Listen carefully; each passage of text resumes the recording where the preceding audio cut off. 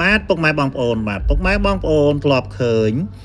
ផ្លែរុក្ខជាតិមួយប្រភេទនេះទេបាទបើមិនធ្លាប់ឃើញទេខ្ញុំបាទនឹងជម្រាបជូនពុកម៉ែបងប្អូនបាទនេះហៅថាផ្លែចំបក់បារាំងបាទ បាទហើយផ្លែចំបក់បារាំងនេះផងដែរបាទនៅខេត្តកែបរបស់ដែលខ្ញុំរស់នៅបាទមានច្រើនតែម្ដងបាទនឹកឃើញកាលពីបាទដើមចំបក់បារាំងនេះបាទនៅមាត់សមុទ្រកែបបាទធ្វើឲ្យត្រជាក់ត្រឈឹងត្រឈៃតែម្ដងណាបាទប៉ុន្តែមកដល់ពេលនេះបាទលោកខាងថ្នាក់ដឹកនាំបាទលោកអភិវឌ្ឍហើយបាទអភិវឌ្ឍដោយកែប្រែពីដើមចំបក់បារាំងនេះមកដើមមិនដឹងស្អីទេពុកម៉ែបងប្អូនមិនស្គាល់ទេដើមយើងអាចយកផ្លែមកទទួលទានបានណាពុកម៉ែបងប្អូនបាទអញ្ចឹងទេខ្ញុំនឹងបង្ហាញជូនអំពីបាទលក្ខណៈនៃស្លឹកដើមចំបក់បារាំងទាំងមូលតែម្ដងបាទ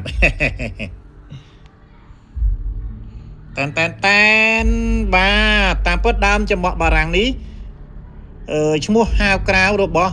រុក្ខជាតិប្រភេទនេះឈ្មោះថាដើមតាប៉ាងសោះបាទ បាទនេះហៅថាដើមតាប៉ាងបាទដើមតាប៉ាងកាលពីមុនបាទនៅមាត់សមុទ្រខេត្តកែបណាបាទបងប្អូនពុកម៉ែបងប្អូនមាត់សម្បូរមែនតើបាត់មកលុបត្រជាក់ត្រឈឹងត្រឈៃបាទ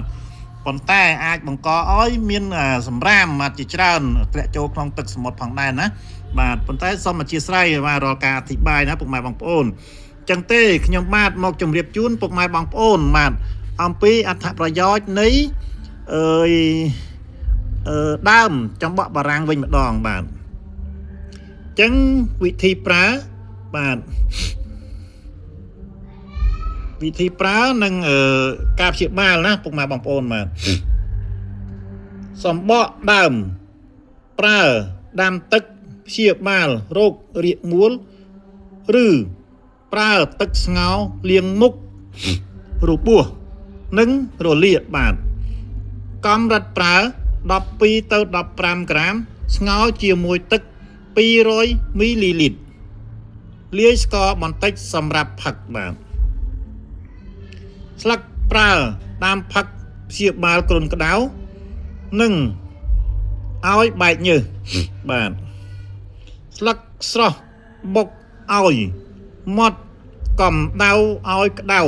សម្រាប់ស្អំឬបិទលើកន្លែងឈឺចាប់សាច់គ្រាប់ប្រើជាបាលរាគមួលឈាមដាំផឹកបាទនេះជាអត្ថប្រយោជន៍នៃដើមចំបក់បារាំងហៅថាដើមតាប៉ាងបាទ ដើមតាប៉ាងបាទអ្នកស្រុកខ្ញុំហៅអញ្ចឹងណាអញ្ចឹងក៏សូមអធិស្ឋានពុកម៉ែបងប្អូនមកដោយសេចក្តីអនុគ្រោះបាទ